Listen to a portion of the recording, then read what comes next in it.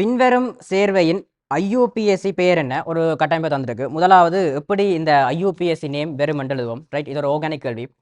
வடிவா பேர் முதலாவது இதான் ஒழுங்கு சரியா, அதாவது பெயரிட்டுண்ட ஒழுங்கு. ரைட், முதலாவது பிரதியீட்டு கூட்டம் பெறும் சரியா, முதலாவது பிரதியீட்டு கூட்டம் பெறும் சரியா. அதுக்கு பிறகு இந்த கார்பன் நம்பரை சரியா குறிக்கிற சொல் வரும் சரியா, கார்பன் நம்பரை குறிக்கும் சரியா, குறிக்கும் சொல் வரும். அதுக்கடுத்தது இது வந்து அல்கேனா அல்கீனா அல்கைனான்னு வரும். ஆனால் நீ அல்கே சரி நான் சொல்கிறேன் ரைட், அல்கேன் அல்கீன் சரியா அல்கைன்னு போடுவேன் சரியா. இது எப்போ போடலாமண்டா, தொழிற்படு கூட்டம் இல்லாமல் அது அல்கேனாவும் அல்கீனாவும் அல்கைனாவும் இருக்கும் பட்சத்தில் நீ என்ன செய்யலாம், கடைசியில் இ என்று போடலாம். பட் தொழிற்படு கூட்டம் வெறுமண்டா நீ இந்த ஈ என்ன செய்யலாது, போட இயலாது. இந்த ஈ என்ன செய்யலாது, போட இயலாது. அதுக்கு பதிலாக பக்கத்தில் தொழிற்படு கூட்ட பெயரை போடுவேன் சரியா, தொழிற்படு கூட்ட பெயர் சரியா, கூட்ட பெயர். ஓகே, ஸோ வடிவா பேர் இந்த கட்டமைப்பை நான் கீறேன். ஓகே, ஸோ இதான் கட்டமைப்பு. CH2 COH right, CH2 right, C double bond H CH3. Okay, so முதல்ல நாங்கள் தொழிற்படு கூட்டம் இருக்கான்னு பார்க்கணும். ரைட், இங்கே வேறு எது தொழிற்படு கூட்டமாக வரலாமாண்டா, ஒன்று இது வரலாம் ரைட், இது வரலாம் சரி. அங்கே ஒரேடியாக பிரதியீட்டு கூட்டத்தையும் பார்ப்போம். ரைட், இதுவும் பிரதியீட்டு கூட்டமாக வரலாம் சரியா. ஸோ பிரதியீட்டு கூட்டங்களும் தொழிற்படு கூட்டங்களும் இங்கே இருக்குது. ஸோ இங்கே நீங்கள் என்ன செய்யக்கூடாது, இ என்ற வேர்ட்டை யூஸ் பண்ணக்கூடாது. ஸோ வடிவா பேர் இப்போ இதை சொல்லுவோம் ஆல்கோஹாலுண்டு, இதை சொல்லுவோம் மெதாயிலுண்டு, இதை சொல்லுவோம் கார்பாக்சிலிக் ஆசிட். ஸோ இங்கே வேறு தொழிற்பட கூட்டத்துக்கு ஒரு முன்னுரிமை என்று இருக்குது. ஸோ ஃபார் எக்ஸாம்பிள் நீ ஒரு ஃபங்க்ஷனுக்கு போகிறாண்டா முக்கியமான ஆக்களை தான் முன்னுக்கு விடுவாங்க. அது மாதிரி அதாவது முக்கியம் குறைஞ்ச ஆக்களை பின்னுக்கு விடுவாங்க. அது மாதிரி முக்கியமான ஆக்களை தான் நாங்கள் என்ன செய்வோம், தொழிற்படு கூட்டமாக எடுப்போம். முக்கியம் குறைஞ்ச ஆக்களை நாங்கள் என்ன செய்வோம்டா, பிரதியீட்டு கூட்டங்களை எடுப்போம். ஸோ இங்கே வேறு மெதைல் எப்பவுமே பிரதியீட்டு கூட்டமாக தான் வரும் சரியா, பிரதியீட்டு கூட்டம். அதே மாதிரி இந்த கார்பாக்சிலிக் அமிலமா ஆல்கஹோலா முன்னுரிமை கூறண்டா, இங்கே வேறு கார்பாக்சிலிக் அமிலம் டொப்பில் இருக்குது, ஆக டொப்பில் இருக்குது. அதுக்கு கீழே தான் என்ன இருக்குது, இந்த OH கூட்டம் இருக்குது. ஸோ தொலைப்படு கூட்ட ஓர்டர்லாம் ரிசர்ச் புக்கில் இருக்குது. டைம் காரணமாக நான் அதில் மூவ் பண்ணுறேன் சரியா. சரியா, இது இந்த கார்பாக்சிலிக் அமிலம் தொழிற்படு கூட்டமாக வந்தால் என்ன பேர் வருமெண்டா, சரி நான் இதை இங்கே எழுதுறேன் சரியா. கார்பாக்சிலிக் அமிலம் தொழிற்படு கூட்டமாக வந்தால் என்ன நேம் வருமெண்டா, ஒயிக் ஆசிட் என்ற நேம் வரும். என்னது, ஒயிக் ஆசிட் என்ற நேம் வரும். அதே மாதிரி இந்த OH கூட்டம் தொழிற்படு கூட்டமாக வருமெண்டா OL என்ற பேர் வரும்.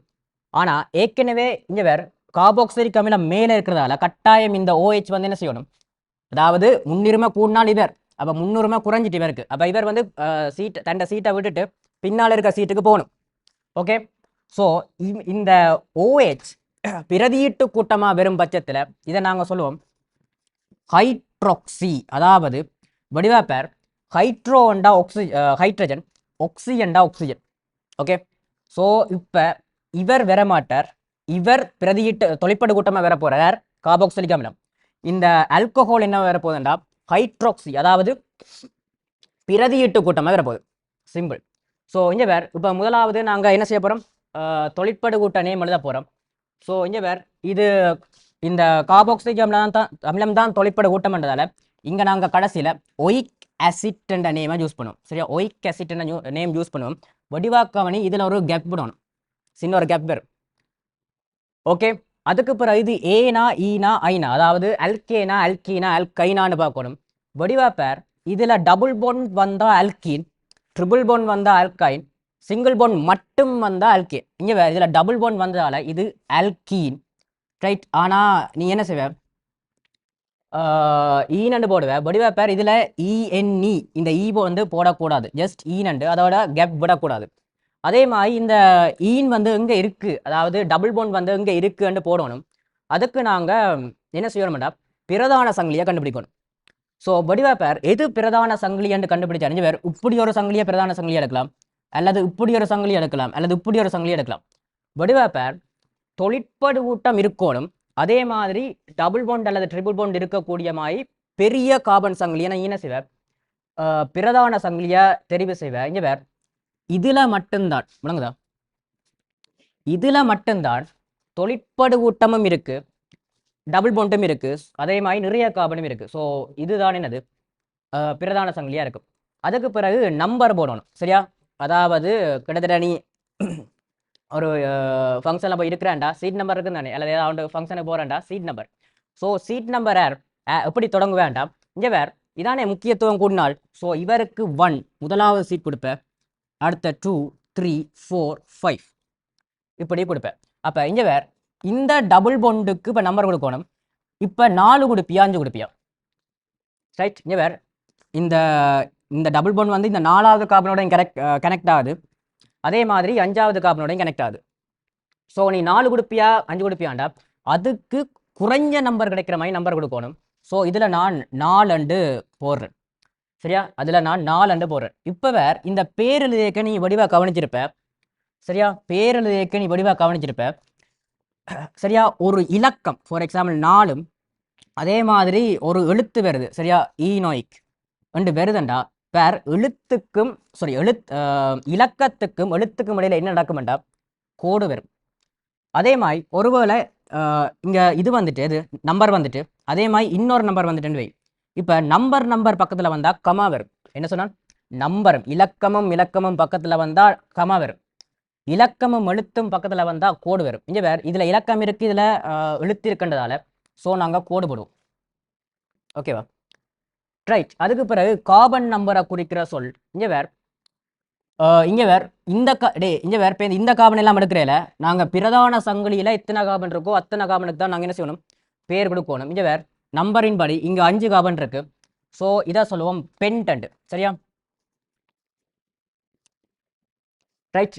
ஒன்றண்டா மெத் தெரியும் தானே, 2 இதாயில் எத், ரைட். 3 ப்ரப், 4 பியூட், 5 பென்ட். So pent.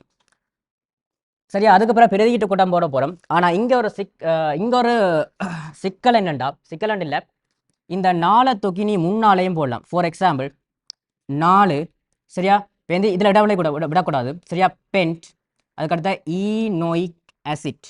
அதாவது இந்த 4 தூக்கி நீ முன்னாலேயும் போடலாம், அல்லது ஈனுக்கு பக்கத்துலையும் என்ன செய்யலாம், போட்டுக்கொள்ளலாம். ஓகேவா, ரைட். அடுத்தது இப்போ பிரதியிட்டு கூட்டமாக பார்ப்போம். இங்கே வேறு இது தொழிற்பாடு கூட்டமாக வந்ததால இதுவும் என்னது, இப்போ பிரதியிட்டு கூட்டம். ரைட். அப்போ இதுலையும் இப்போ முக்கியத்துவத்தை கொடுக்கணும். சரியா, ரைட். OH பிரதியிட்ட கூட்டமாக வந்தால் ஹைட்ராக்சின்னு சொன்னான், ஹைட்ராக்சி. ரைட். அதே மாதிரி இந்த CH3க்கு பேர் வந்து மெதைல்.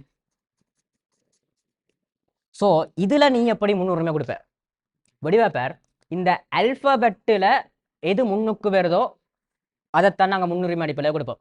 சரியா, என்னது இந்த பேர் வந்து என்ன அல்பபெட்டில் தொடங்குதோ அதுக்கு நாங்கள் முன்னுரிமை கொடுப்போம். ரைட். இதுக்கு நீ முதல்ல அல்பபெட் தெரிஞ்சிருக்கணும். சரியா, அல்பபெட் தெரியாமல் நீ ஏஎல் எக்ஸாமுக்கு என்ன செய்யலாது, போக இயலாது. ரைட். இப்போ சரியா, எம்மா ஹெச்சா முன்னுக்கு வருதுண்டா, H முன்னுக்கு வருது. ஸோ இங்கே வேறு நான் ஹைட்ராக்சி எழுதுறேன். ரைட். அதுக்கடுத்த மெதைல் எழுதுறேன். ரைட். ஓகே. ஸோ இது நாங்கள் சும்மா கொடுக்கலாது, இவர் என்ன சீட் நம்பரில் இருக்கிறாருன்றும் கொடுக்கணும். ஸோ இங்கே வேறு ஹைட்ராக்சி 4வது சீட் நம்பரில் இருக்குது. ரைட், 4 எழுதுறேன், இலக்கம் எழுத்துன்றதால கோடு போடுறேன். அதே மாதிரி இந்த மெதைல் எத்தனையாவது சீட் நம்பர் இருக்குன்னா 3வது சீட் நம்பரில் இருக்குது. இங்கே வேறு எழுத்து இலக்கம் எழுத்து, ஸோ கோடு போடுறேன். அதே மாதிரி இங்கே எழுத்து இலக்கம். சரியா, கோடு போடுறேன். அதே மாதிரி இதில் இந்த கேப் என்ன செய்யக்கூடாது, வரக்கூடாது. நீ கேப் என்ன செய்யலாது, விடையலாது. ஆனால் இதில் கேப் விடணுமா, ஒயிக் ஆசிட்ல கேப் விடணும், இதில் கேப் விடக்கூடாது. ரைட். ஸோ இப்போ விட வந்து இங்கே வேறு விடையில் வந்து இதைத்தான் போட்டிருக்கான். ஸோ இதை நான் அப்படியே பார்த்தாலீங்கன்னா சரியா, விட வந்து 5வது விட வரும். சரியா, விட வந்து என்ன செய்யும், 5வது விட வரும். சரி, அதாவது இங்கே வேறு இந்த 4 தூக்கி என்ன செய்கிறான், அவன் முன்னுக்கு போடுறான். ரைட். இங்கே இருக்கிற 4 தூக்கி அவன் முன்னுக்கு போடுறான். ஸோ இதில் கேப் வராதா. ஸோ விட வந்து அதாவது 4வது வினாக்கு 5வது விடை பொருத்தமானதாக இருக்கும். ஓகேவா.